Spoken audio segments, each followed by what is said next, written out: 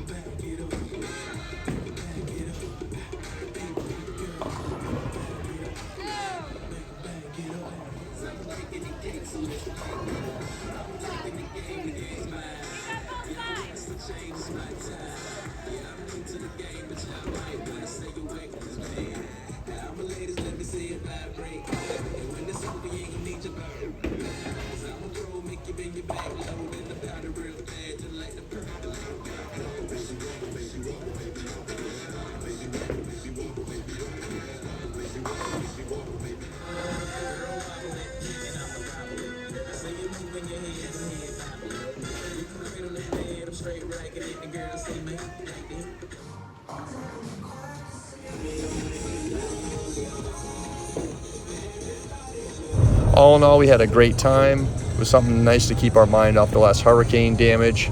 It's nice when we can get out and have a good time with our VW friends and family and just have fun. And it's unfortunate that some of our other friends did spare too well in the storm as far as losing cars and other items. But hey, you know what? We're here, we're sticking together, we're helping each other, and that's what it's all about. You guys have a great day. We'll see you soon.